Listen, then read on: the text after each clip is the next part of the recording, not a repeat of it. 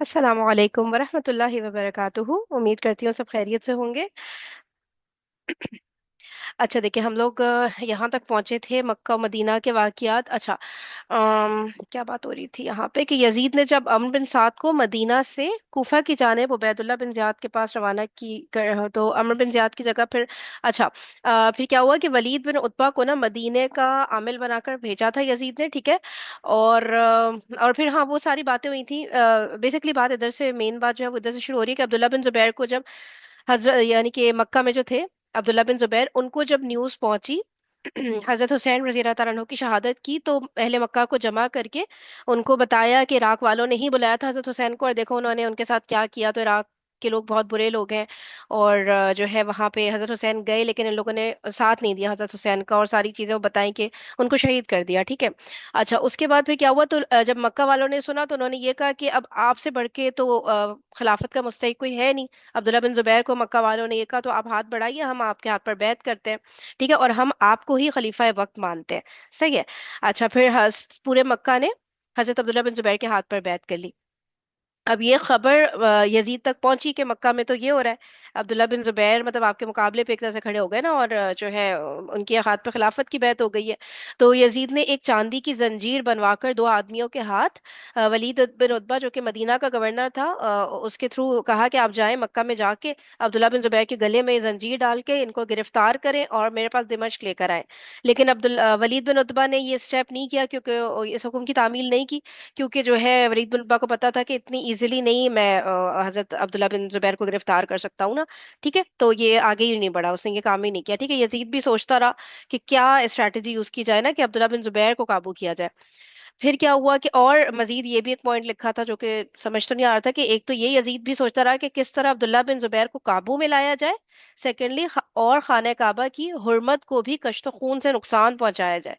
अब मुझे ये समझ नहीं आ रहा खाने काबा की हुर्मत की बात किधर से, मतलब पीछे कहाँ से कनेक्ट हो रही है, क्यों इस तरह यजीद ने सोचा, क्योंकि इसके बारे में कुछ डिटेल्स नहीं आई, बस एक ये जुमला ऐड हुआ हुआ है कि एक तो ये कि हजरत अब्दुल्ला बिन जुबैर को कैसे काबू किया जाए, दूसरा ये कि खाने काबा की हुर्मत को भी कश्त खून से नुकसान पहुंचाया जाए।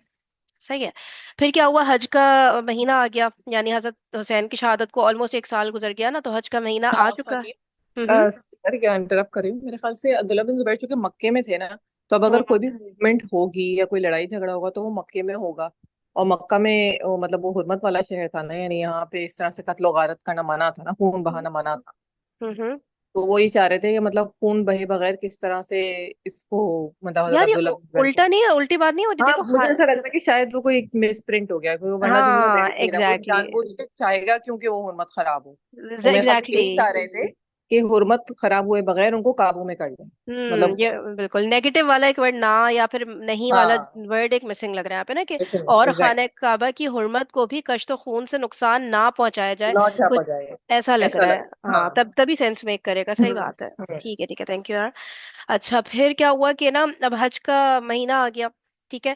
तो अब जो है वहां से मदीना से वलीद बिन उतबा जो है अमीर के हज वो बने, और यहाँ मक्का से अब्दुल्ला बिन जुबैर, तो इस तरह से दो अमीर हज बने, और अपने अपने काफिले को लेके उन्होंने हज कराया।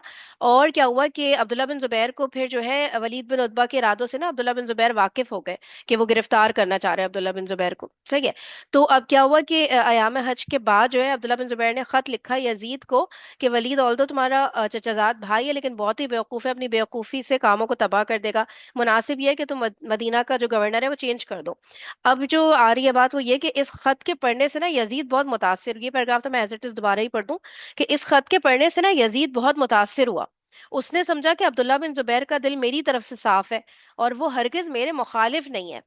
इससे पेशतर चूंकि मरवान बिन हकम भी वलीद की शिकायत में इस किस्म के अल्फाज लिख चुका था, इसलिए अब्दुल्ला बिन जुबैर के इस खत की निस्बत यजीद को किसी बदगुमानी का मौका नहीं मिल सकता था, ठीक है। तो उसको लगा कि जैसे मरवान बिन हकम ने मेरे ही अच्छे के लिए वलीद की शिकायत वगैरह की थी कि भाई एक तुम्हारा गवर्नर है जो कि सही काम नहीं कर रहा है, ठीक है, तो इसी तरह अब्दुल्ला बिन जुबैर भी वही बात कर रहे हैं।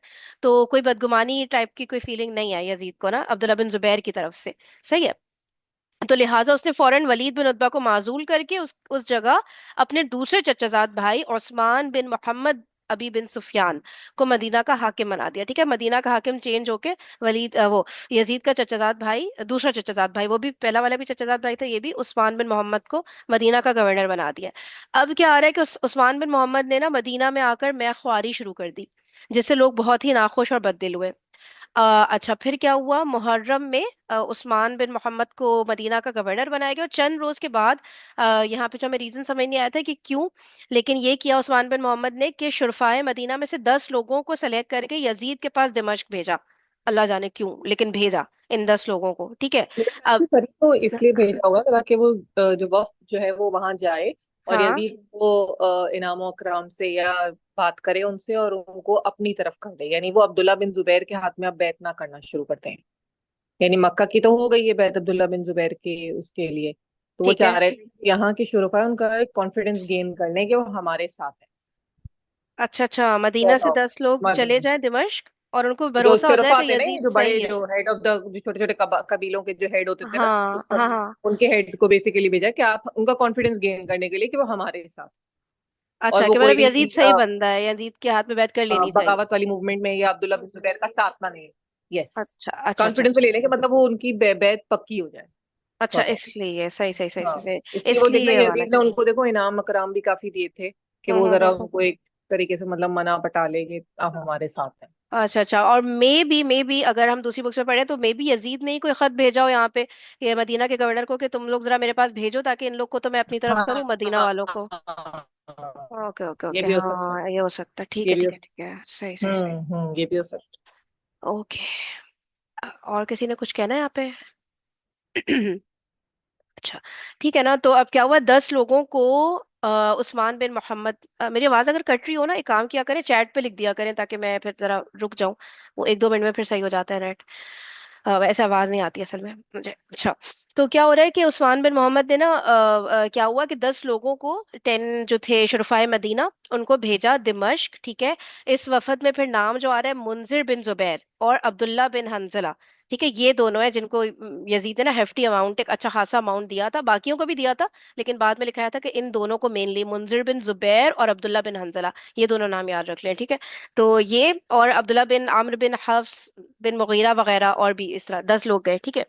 अब ये दिमश्क पहुंचे हैं तो यजीद ने खूब खातिर मदारत की, और अव्वल जिक्र दोनों शख्स जो है ना, यानी मुंजिर बिन जुबैर और अब्दुल्ला बिन हंजला, इनको जो है 1-1 लाख रुपए दिए, और बाकी 8 शख्सों को 10-10 हजार दिरहम, मतलब 1-1 लाख दिरहम ही होगा ना ये, और बाकियों को 10-10 हजार दिरहम इनाम देकर रुखसत किया। अच्छा, दिमश्क में इन लोगों ने क्या देखा कि यजीद जो है गाने बजाने की महफिलें बर्पा कर रहा है और खिलाफ शरअ कामों में मसरूफ है, ये इन 10 लोगों ने ऑब्जर्व किया। तो वापसी में इन्होंने इरादा किया कि हमें जो है क्या करना है, यजीद की खिलाफत के अगेंस्ट कोशिश करनी है। ठीक है, यानी कि उल्टा ही पड़ गया यजीद को ये सारी चीजें ना। ठीक है, कि अब जो है वो यजीद के अगेंस्ट हो गए सारे के सारे, कि हमने खिलाफत खत्म करनी है यजीद की।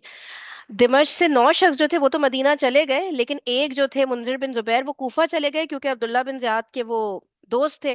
तो वो कूफा में उबैदुल्ला बिन ज़ियाद से मुलाकात करने के लिए चले गए, बाकी 9 इधर आ गए। अच्छा, फिर क्या हुआ कि अब्दुल्ला बिन हंजला अपने सब हमराइयों के साथ मदीना गए। तो फिर उन्होंने लोगों को जमा किया, मदीना वालों को, कि वो बताएं कि वो दिमश्क में क्या देखकर आए हैं, और यजीद के हालात वगैरह बताएं। अच्छा, फिर क्या हुआ, अब्दुल्ला बिन हंजला ने बताया सबको, मदीना वालों को जमा करके, कि भाई यजीद तो हरगिज मुस्तहक़ खिलाफत नहीं है, वो खिलाफ शरअ कामों में मसरूफ था। ठीक है। तो इवन उसके मुसलमान होने में भी कलाम है, ये भी उन लोगों ने कहा है। ठीक है। तो फिर उससे तो मुसलमानों को जिहाद करना चाहिए, ये अब्दुल्ला बिन हंजला बोल रहे हैं मदीना वालों को। तो अहले मदीना ने कहा कि हमने तो सुना कि यजीद ने आपको इनाम और इकराम दिया है। तो अब्दुल्ला बिन हंजला ने कहा कि मैंने इसलिए कबूल कर लिया कि हम में मुकाबले की ताकत नहीं थी अभी ना। ठीक है। तो इसलिए हम जो है उसे नाम इकराम कबूल करके वापस आ गए। अब जो है लोग बेहद मुतनफिर हो गए यजीद से, ये सब कुछ सुन के। तो अब्दुल्ला बिन हंजला ने तजवीज पेश की कि यजीद को सस्पेंड किया जाए। यार कितनी बड़ी बात है, मतलब कि जो खलीफा जिसको समझ रहे हैं कि हाकिम या जो भी है उम्मत का हेड, उसको माजूल किया जाए, ये सजेशन पेश किया है अब्दुल्ला बिन हंजला ने मदीना वालों के सामने। ठीक है। अब कुरैश ने क्या किया, अब्दुल्ला बिन मुती और अंसार ने अब्दुल्ला बिन हंजला को अपना अपना सरदार मुंतखब करके यजीद की खिलाफत और हुकूमत का इनकार किया है। अच्छा, अब क्या हुआ है, उस्मान बिन मोहम्मद जो है उसने जो है पनाह ले ली है मरवान बिन हकम की हवेली में। ठीक है। क्योंकि वो यजीद का ही ठहराया हुआ गवर्नर था। अच्छा, अब क्या है कि अहले मदीना ने तमाम बनु उमैया को जो उनके हाथ आ रहे थे उनको गिरफ्तार करे थे। सही है। मरवान जो है, मरवान के बेटे अब्दुल मलिक को सिर्फ, जो कि बनु उमैया से ही ताल्लुक रखता था, उसको बस गिरफ्तार नहीं किया था, क्योंकि वो ये कोई फकीहा है हजरत सईद बिन अल मुसैब, उनकी खिदमत में रहता था, और मस्जिद से बाहर ही कम निकलता था, बहुत आबिद जाहिद और नेक समझा जाता था। तो इसलिए बस वो एक था एक्सेप्शनल केस, जिसको बनु उमैया में से गिरफ्तार नहीं किया था, ठीक है, जबकि कर सकते थे। अ, अच्छा, अब क्या हुआ कि यजीद के पास ये सारी डिटेल्स पहुंच गई कि भाई ये जो वफ्द वापस गया है तो मदीना में जाके तो ये लोग आपके अगेंस्ट ही हो गए हैं, पूरा मदीना ही आपके अगेंस्ट होता जा रहा है, ठीक है। तो फौरन यजीद ने उबैदुल्लाह बिन ज़ियाद को कूफा में खत लिखा कि आपके पास जो है मुंजिर बिन जुबैर आ चुके हैं, ठीक है। अब कूफा में आपने उनको गिरफ्तार करे रखना है, सही है, और मदीना नहीं जाने देना है। तो अब उबैदुल्लाह बिन ज़ियाद तो वैसे ही यजीद से खुश नहीं था, सही है। तो क्योंकि उसकी कदरदानी, उसकी कोई कदरदानी और इज्जत अफसाई नहीं की गई थी हजरत हुसैन के शहीद होने के मौके पर, ठीक है ना। तो सिला कोई, यजीद ने कोई सिलाई नहीं दिया था उस सब के रिटर्न में। तो इसलिए क्या किया, उबैदुल्लाह बिन ज़ियाद ने मुंजिर बिन जुबैर, जो उनके पास, जो उबैदुल्लाह बिन ज़ियाद के पास कूफा में आए थे, ठीक है, तो वो जाने दिया, रुखसत कर दिया कि ठीक है आप मदीना चले जाएं, मतलब जाने, लेट गो किया। ये नहीं किया कि यजीद के इंस्ट्रक्शंस फॉलो नहीं किए कि भाई कैद करके रखो, और बहाना ये बनाया कि मुझे तो यजीद का खत ही बाद में मिला है, ठीक है, जब मैं रवाना कर चुका था मुंजिर बिन जुबैर को मदीना की तरफ, ठीक है। अच्छा, फिर क्या हुआ था, से कहा कि तुमको चाहिए कि अली बिन, अच्छा फिर आगे पढ़ लेते हैं। मुंजिर ने मदीना में पहुंचकर अब्दुल्ला बिन हंजला और अब्दुल्ला बिन मुती से कहा कि तुमको चाहिए कि अली बिन हुसैन इमाम जैनुल आबिदीन के हाथ पर बैत खिलाफत करो। चुनांचा ये सब मिलकर अली बिन हुसैन के पास गए। उन्होंने साफ इनकार किया और कहा कि मेरे बाप और दादा दोनों ने खिलाफत के हुसूल की कोशिश में अपनी जानें गंवाई। मैं अब हरगिज ऐसे खतरनाक काम की जुर्रत नहीं कर सकता। मैं अपने आप को कत्ल कराना पसंद नहीं कर सकता। ये कहकर वो मदीने से बाहर एक मुआवजे में मुआवजे में पता नहीं क्या चले गए, ठीक है। यहाँ तक अच्छा पढ़ लिया। फरीन, ये लास्ट टाइम भी ये डिस्कशन हो रहा था, मैंने लेक्चर अटेंड नहीं किया था, मैंने रिकॉर्डिंग रिकॉर्डिंग, सुनी थी। हाँ हाँ। तो ये जो अली इमाम जैनुल आबिदीन जो हैं, वो बेसिकली ये हजरत इमाम हुसैन के सबसे बड़े बेटे थे, और ये करबला के वक्त जो है ये 22-23 साल के थे। अच्छा। ठीक है, हाँ। ओके और ओके। उससे छोटे उनके जो बेटे थे वो अली अकबर थे, जो कि हम्म 17-18 साल के थे। और उससे छोटे अली असगर थे, जो कि 6-8 महीने के थे, बिल्कुल न्यू बॉर्न बेबी। तो अली असगर और अली अकबर दोनों शहीद हो गए थे करबला में, लेकिन जैनुल आबिदीन चूंकि बीमार थे, उन्होंने पार्टिसिपेट नहीं किया था और वो बच गए थे। ठीक है। एक बात हाँ। तो पहले ये हो गई, यानी ये 23-24 ईयर्स के बड़े, मतलब जवान थे। ऐसा हम्म। नहीं था कि कोई बहुत बच्चे थे। ठीक है। अच्छा। दूसरा, उन्होंने खिलाफत क्यों कबूल नहीं की, इसके बारे में मैंने कहीं और ये चीज पढ़ी थी हम्म कि जब नबी करीम सल्लल्लाहु अलैहि वसल्लम का वक्त नज़ा करीब आया ना, तो फरिश्तों ने, मतलब जो जिब्राइल अलैहि सलाम ने पूछा कि आपको दुनिया चाहिए या आप आखिर कुछ उसको, अगर आप दुनिया चाहते तो अल्लाह ताला आपको बादशाहत, यहाँ की हुक्मरानी सब देंगे, जिंदगी भी देंगे। तो हमारे नबी करीम सल्लल्लाहु अलैहि वसल्लम ने जो है वो आखिरत को चूज किया। और इसी वजह से लोग ये कहते हैं कि जब अब्दुल्ला बिन उमर ने, जब हजरत इमाम हुसैन से जब बात की थी, उनको रोक रहे थे कि आप करबला मत जाइए, तो उन्होंने जो बात कही थी वो बेसिकली यही बात का मफहूम था कि उन्होंने कहा था कि हमारे नबी सल्लल्लाहु अलैहि वसल्लम ने अपने लिए, अपने खानदान के लिए बादशाहत को चूज ही नहीं किया। तो आपको हम्म नहीं मिलेगी बादशाहत, अगर आप जाएंगे भी तो खुदा ना खास्ता आपके साथ कोई एक्सीडेंट ना हो जाए, तो आप इस हम्म। बादशाहत की चाह को छोड़ दें। ठीक है। वो ये कह रहे थे। अच्छा। ठीक है। और बिल्कुल यही बात अब इमाम जैनुल आबिदीन भी यही कह रहे हैं कि चूंकि अब हमारे खानदान में वो चीज है ही नहीं, यानी अल्लाह ताला ने नहीं रखी कि वो बादशाहत हमें मिलेगी, तो मैं अब हम्म। स्टेप नहीं लेना चाहता। अब वो उम्मत की, जैसे कहते हैं ना, वो करना चाह रहे हैं कि उनकी पे ज्यादा टाइम फोकस करना चाह रहे हैं। अच्छा, ये तो इमाम जैनुल आबिदीन है ना। जी जी जी। और अच्छा। दूसरा ये एक एक पॉइंट और मैं कहूंगी, लेकिन दुनिया की चाह करना या कोई चीज को पाना या हुकूमत चाहना कोई गलत बात नहीं है। ठीक है। क्योंकि हम्म। देखो ना, हमने ये पढ़ा है कि हज़रत सुलेमान अलैहिस्सलाम ने, नबी जो थे, उन्होंने ये दुआ की दिल से कि मुझे एक ऐसी बादशाहत आप अता करें कि जो आपने आज से पहले किसी को नहीं अता की है। वो उनकी चाह थी। और इसी तरह हमारे नबी की चाह जो थी, वो आखिरत थी।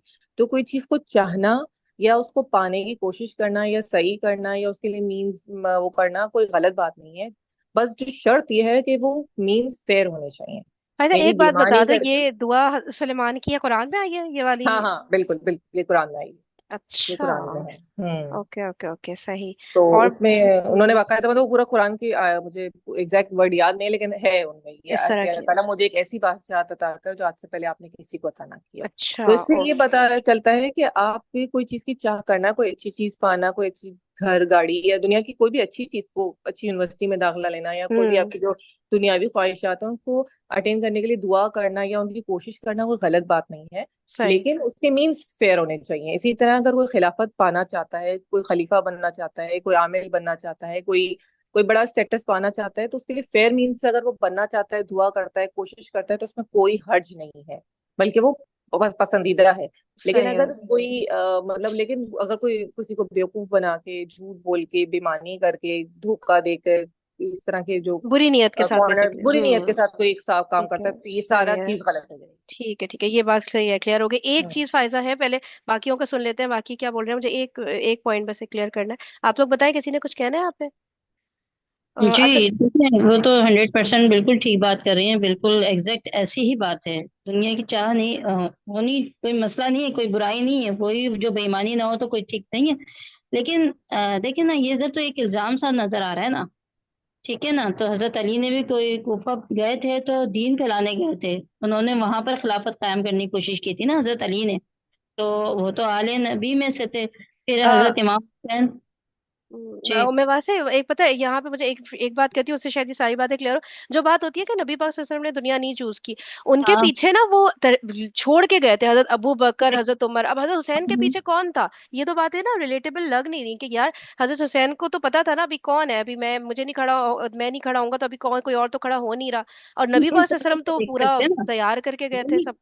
हाँ। आप ठीक कह रही हैं, हम इस जाविये से देख सकते हैं ना कि ठीक है, वो खिलाफत यानी कि मुसलमान देखें अगेंस्ट क्यों हुए थे। अगरचे हम तारीख में फिर और कहीं से जाएं तो तारीख में यही तो पता चलता है ना कि हजरत हुसैन क्यों अगेंस्ट हुए थे यजीद के। यही तो वजह थी ना, कुछ तो बुराइयां थी उसके अंदर कि वो चाहते थे कि दीन जो प्यारे नबी सल्लल्लाहु अलैहि वसल्लम फैलाने आए थे, जिस तरह से फैलाया गया उस तरह से वो नहीं हो रहा। उस हम्म। तरह से जो है ना, मतलब उसमें तब्दीलियां आ रही हैं।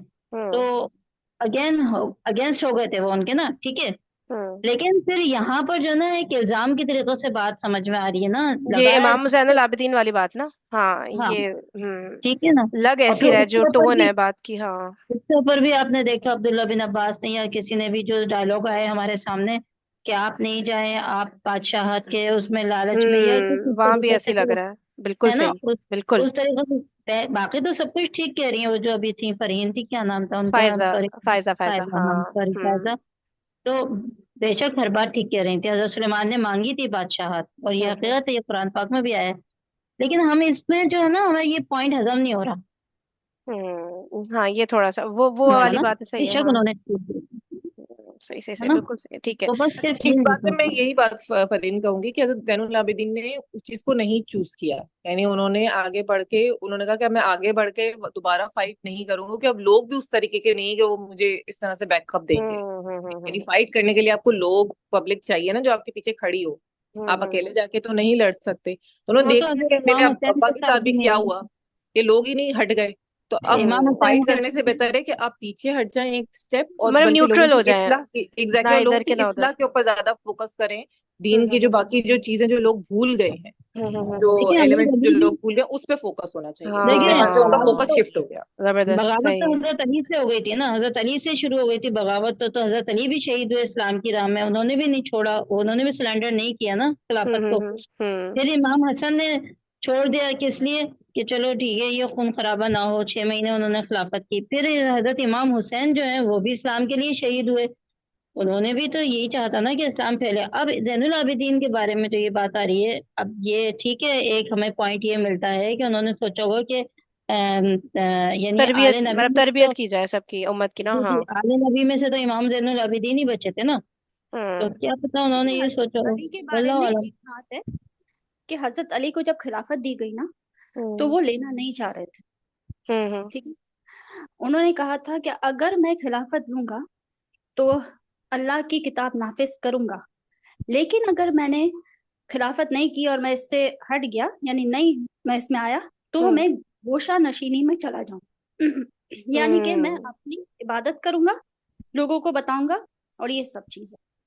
तो देखिए यही चीज है क्या या तो आप खिलाफत में आते हैं तो आप उसको प्रैक्टिकल करेंगे, जो कि अल्लाह की किताब।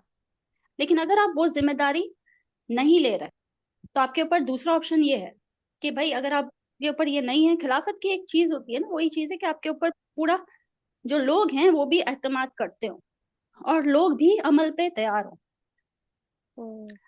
ये चीज है। और हजरत अली का जो था उससे मुझे ये समझ आया कि या तो वो खिलाफत में आए तभी उन्होंने नाफिज करने की कोशिश की, क्योंकि हजरत उस्मान से ही मामला जो है खराब हुआ था उनके जमाने से। हम्म उसको सेटल करना आसान नहीं था हम्म और अ- इसमें ही उनकी जान गई। अच्छा, उस वक्त भी कूफे जाने से मना किया गया था हजरत अली को कि आप कूफा नहीं जाएं। हजरत अली ने जब खिलाफत कायम करनी चाहिए थी ना, तो उस वक्त भी हमें ये मिलता है तारीख से। आगे अल्लाह बेहतर जानता है कि हम्म हजरत अली को भी रोका गया था कि कूफे नहीं जाएं। सही, हाँ सही बात है। वो भी वो हजरत हसन ही बल्कि मना करते थे सबसे ज्यादा, तो उनको और जहां तक हाँ, मुझे याद ये पड़ रहा है। बात हमने हजरत हसन की भी देखी कि उन्होंने भी पीछे हट गए थे ना खिलाफत से, उन्होंने भी हम्म डील करके वो भी पीछे हट गए, उन्होंने कोई इसी किस्म की कोई पॉलिटिक्स में पार्टिसिपेट नहीं किया। तो ये असल में मतलब दो यही ऑप्शन है कि आप चाहें तो खिलाफत को आगे बढ़ के ले लें, और हम्म अगर आप नहीं चाहते तो आप पीछे हट जाते। इमाम जैनुल आबिदीन पीछे हट गए, उन्होंने कहा नहीं मुझे नहीं चाहिए, बस अब ये अब बस बहुत हो गया। फायदा वो नहीं होता, बहुत बड़ा रिस्क भी है लेकिन बहुत बड़ा रिवॉर्ड भी है। तो चाहो तो वो ले लो, हाँ चाहो तो न्यूट्रल हो जाओ। न्यूट्रल होने में गुनाह नहीं है आपको, लेकिन हाँ, आपको बहुत बड़ा रिवॉर्ड चाहिए तो बहुत बड़ा स्टेप लेने, कुछ इस तरह की बात ज्यादा वो लग रही है ये कि देखो हर एक की नहीं, रिस्क है। जो पर्सनालिटी भी बिगाड़ हो डिफरेंट गया होती है ना था ना। फरी। कोई कुछ लोग हाँ इस तरह की चीजों में हाँ एक्टिव होते हैं, उनको पता होता है मैं मेरे अंदर लीडरशिप की क्वालिटी है और मैं ये कर सकता हूँ। कुछ हाँ लोगों हाँ में हाँ नहीं होती, वो कहते हैं कि नहीं यार मुझसे इतना सारा चीजें हैंडल नहीं होंगी, हाँ, मिसमैनेज हो सही कह रही जाएगा। जैनुल हो। आबिदीन एक जैनुल आपको अपनी आबिदीन की पर्सनैलिटी का भी बात तो है वो ना। होता है ना। देखिए, और ये जैनुल जो आबिदीन सदके का की स्टेप है ना। फितने थे, बहुत ही ज्यादा फितने थे। ये चीज है ना कि अगर खिलाफत का सिर्फ मसला नहीं था, खिलाफत कायम होने के लिए तो पूरा एक माहौल होता है ना कि लोग भी एक्सेप्ट कर रहे हैं हर चीज। लेकिन यहाँ पे पहले जैसे कि माइंड बना गया, हुजूर सल्लल्लाहु अलैहि वसल्लम ने खिलाफत कैसे नाफिज की थी, ऐसे ही कि लोगों की तरबियत करके उनको पॉलिटिकली एक्टिव किया गया। हम्म और मक्का वालों से एक, हाँ, उनको सोचे कि शुरू में उनको डर ही ये हुआ था ना कि भाई हमारी पोजीशन चली जाएगी उनके हाथ। हम्म, अब जब यहाँ पे खिलाफत से ज्यादा मलूकियत आ गई है और वो इतनी स्ट्रांग हो चुकी है कि 3 बरे आजम में फैल चुकी है, तो सही। जो ताकत है उसके हिसाब से इंसान काम कर सकता है। तरबियत का मसला था कि सबकी नहीं हुई हुई थी। यार अगर इसको तो मदीना मैं, में हाफिज। हाँ फायजा, ये तो फिलिस्तीन वाले उसमें भी कहते हैं ना आप लोग कुछ भी नहीं कर रहे, तो यार हम करने लायक नहीं है ना, पहले हमें ट्रेनिंग तो मिले, हम लोग सही उस पे ट्रैक पे जाएं, तो फिर अभी जाके फिलिस्तीन के सामने, उधर इसराइल के सामने खड़े होके फिर हमारा क्या हशर होना है। सही है तो तो। इस वहां जा वक्त, ही नहीं सकते, अगर से हम हम इस वक्त को चढ़ ही उस नहीं वक्त से सकते। जोड़ें, अगर हम इस वक्त को उस वक्त से जोड़ें जब हजरत इमाम हुसैन का मामला चल रहे थे, हम्म। तो ये वही पोजीशन नहीं नजर आ रही कि अभी तो हम किसी काबिल ही नहीं है, हम कैसे एक मिनट, करेंगे। उम्मीद से ये भी और उस वक्त से भी अगर हम जोड़ें, जब नबी पाक सल्लल्लाहु अलैहि वसल्लम नबी बने थे तो उन्होंने तो नहीं एकदम कह दिया था चलो सब खड़े हो जाओ जंग तलवारें पकड़ो, उन्होंने तो नहीं कुछ नहीं, करने की तेरह इजाजत ही साल नहीं दी। तक तो थी। हाँ अल्लाह ताला बेशक की तरफ जंग हुई है तो से था। सामने वालों की तरफ से हुई है, हमारे नबी की तरफ से नहीं हुई है। हाँ, नहीं तरबियत नहीं, हो रही थी ना यार। 13 साल तक तो तरबियत ही की ना प्यारे नबी सल्लल्लाहु अलैहि वसल्लम ने। जब तक मक्के में रहे तो अल्लाह के ताला की तरफ से हुक्म नहीं था, बल्कि सबर के इतने इतनी इंतहा हो गई थी कि सहाबी आगे कहते थे या नबी कब जो है ना, यानी हम इतनी तकलीफें झेल रहे हैं, यानी लोग जो उनको बहकाते थे। हम्म, जैसे अबू जहल कहता था तुमने दीन में इख्तियार कर लिया फिर भी तुम तकलीफें उठा रहे हो, कैसा दीन है, तुम हमारे साथ हम्म, होते। तो सही बात वो है। तकलीफें इतनी बर्दाश्त कर रहे थे। उसके बाद अल्लाह ताला की तरफ से हुक्म हुआ था कि आप तलवार चला सकते हैं, तलवार उठा सकते हैं, जब मदीने में हिजरत की थी उसके बाद। सही सही सही, जी जी, और भी कोई बाजी कुछ कह रहा है? मैं हाँ, यही मैं कह रही थी कुछ कि कहना पहले चाहती अपने जिस्म पे तो खिलाफत नाफिज कर लें हम लोग। सही हम बात लोग है खुद, बिल्कुल। जी। हम लोग खुद भी, यानी पहले उन्होंने करके दिखाया। टाइम लगता है बिल्कुल, जज्बाती नहीं होना चाहिए। जी मरियम, आप क्या कह रहे हाँ, ये जो जैनुल आबदीन की बात, इनके पीछे हट जाना पे है ना, तो ये मुझे अपने पॉलिटिकल उसमें देखे ना, तो मैंने अक्सर जगह देखा है कि बड़ा आपको ना वो किया जाता है और बड़ा आपको कहा जाता है कि आप पीछे हट रहे हो ना, तो बस आप तो गुनाहगार हो रहे हो, आप सिर्फ पढ़ने पढ़ाने पे लगे हुए हो, इस्लाम में तो सियासत भी है, ये भी है। तो उससे मुझे हैं? फील हो रहा है कि मतलब अगर आप अच्छे तरीके से पीछे हटना चाह रहे हो तो आप हट सकते हो, इसमें कोई हर्ज नहीं है। बिल्कुल सही। और दूसरी बात ये कि वो जो तुम कह रही हो ना कि हम क्या करें, कभी ना देखो कि स्पेन की अ, जो असेंबली है ना उसमें क्या हो रहा है। उसकी एक सेनेटर ने, बहुत बड़ा है बिजनेसमैन, वो आंसुओं से रोया तकरीर करते हुए, और वो कहता है मुझे अपनी कंपनी का नाम भूल गया जब मैंने फलस्तीन के बच्चे और वो देखे। एक और है, पता नहीं जर्मनी के कहाँ के, वहां की मैंने असेंबली का हाल देखा, उन्होंने, उस सेनेटर ने इतना वक्त डाला उनकी असेंबली में, वो लोग 30% इसराइल को असला दे रहे हैं, कि उन्होंने उसको उठा के लिटरली हाथों से, पुलिस ने उठा के बाहर फेंक दिया मिस जी। और यहाँ पर देखे ना, अगरचे हमें अगरचे बॉयकॉट को बोला जाता है तो हम बॉयकॉट भी नहीं करते।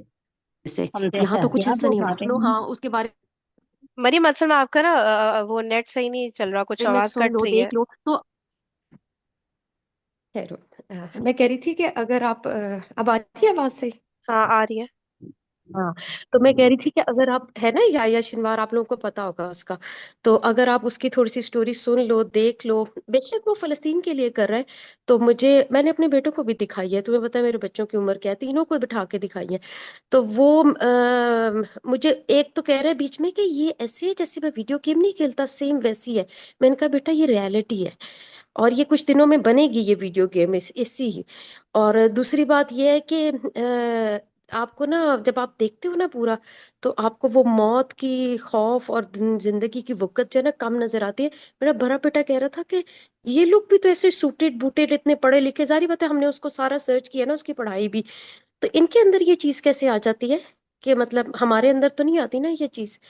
तो एक तो ये ट्रेनिंग सहाबा के अंदर थी।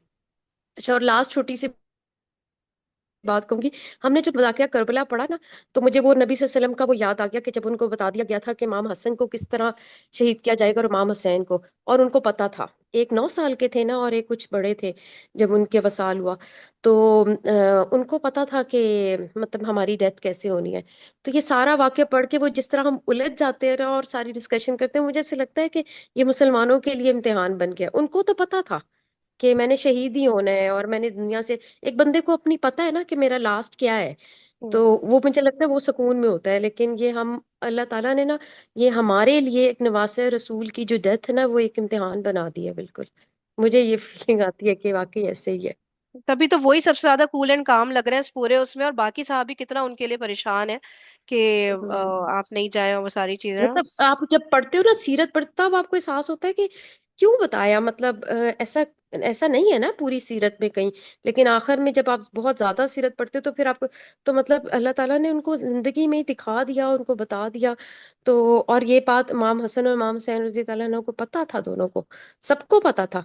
तो मतलब वो इतना ऑब्वियस कर दिया था कि तुम लोग ऐसे ही होगा, ये नहीं पता था कि ये मुसलमान ही करेंगे, ये दुख हमारे लिए है, उनके लिए नहीं था। उनको पता था कि हमारी डेथ ऐसे ही, उन्हें अपनी जिंदगी में वो सब कुछ ये जानते थे। सही सही सही, बिल्कुल सही। जी, और बताएं, किसी का कोई पॉइंट रह गया इधर? चलिए थोड़ा सा टाइम में पढ़ लेते हैं आगे, ठीक है। तो क्या हुआ कि ये इमाम जैनुल आबिदीन फिर मदीना के बाहर ना किसी जगह फिर उधर चले गए थे, ठीक है, हमारा मदीना से एग्जिट हो गए एक तरह से ना। अच्छा, फिर क्या है कि मरवान जो मआ दीगर बनी उमैया अपनी हवेली में कैद था। मरवान भी अपने हवेली में था, और वो भी था ना, क्या बोलते हैं, वो वलीद बिन उतबा था ना। एक मिनट रुकिएगा। वलीद बिन उतबा था ना, या नहीं नहीं, उस्मान बिन मोहम्मद, सॉरी, अब तो उस्मान बिन मोहम्मद हो गया। वो भी, हाँ, वो भी हवेली में ही था, ठीक है। मरवान जो माँ दीगर अपनी माँ दीगर बनी उमैया अपनी हवेली में कैद था, ठीक है ठीक है, बनी उमैया वाले भी वहां थे ना। उसने अब्दुल मलिक के हाथ अली बिन हुसैन के पास कहलवा भिजवाया कि आपने जो कुछ किया बहुत ही अच्छा किया। अच्छा, उसने क्या किया, अब्दुल मलिक जो, वो भी बनु उमैया का था, लेकिन यार एक सेकंड, हाँ, जो कि बनु उमैया का था, लेकिन वो कैद नहीं कर रहे थे वो लोग अब्दुल मलिक को। तो अब्दुल मलिक के हाथ अली बिन हुसैन के पास, यानी इमाम जैनुल आबिदीन के पास, कहलवा भिजवाया कि आपने जो कुछ किया बहुत ही अच्छा किया है। हम इस कदर इमदाद के और ख्वाहा हैं। अच्छा, हम इस कदर इमदाद के और ख्वाहा हैं, हमारे पास कीमती अमवाल और अहलो अयाल जिनकी इस जगह गुंजाइश नहीं है, आपके पास भिजवाए देते हैं। अच्छा, ये मरवान ने ये सब बोला है ना इमाम जैनुल आबदीन को, कि हमारे जितने भी बाज कीमती अमवाल और अहलो अयाल जिनकी इस जगह पे गुंजाइश नहीं है, हम आपके पास भिजवा रहे हैं, ठीक है, आप उनकी हिफाजत कर लें। तो अली बिन हुसैन ने इसको मंजूर कर लिया और मरवान बिन हकम ने रात की तारीकी में पोशीदा तौर पर अपने अहलो अयाल और कीमती अमवाल अली बिन हुसैन के पास उसके गांव में भेज दिए। अली बिन हुसैन ने मदीना के हालात यजीद को लिखकर भेजे और अपनी निस्बत लिखा कि मैं आपका वफादार हूँ और बनु उमैया की हिमायत और हिफाजत में मुमकिन कोशिश बजा ला रहा हूँ। अच्छा यार सुने, यहाँ पे ना असल में जरा मुझे अभी जाना पड़ेगा बेल बज गई है, ठीक है। तो इंशाल्लाह फिर हम लोग ना कल ही कंटिन्यू कर लेते हैं, पैराग्राफ भी लंबा है वरना मैं रैप अप करना चाह रही थी, अब हो नहीं पाएगा, ठीक है। इंशाल्लाह कल कंटिन्यू कर लेते हैं। Thank you so much everybody, जज़ाकल्लाहु खैरन कसीरा, सुब्हानकल्लाहुम्मा व बिहम्दिका, नशहदु अल्ला इलाहा इल्ला अंता, नस्तगफिरुका व नतूबु इलैक। अस्सलामु अलैकुम व रहमतुल्लाहि व बरकातुहू।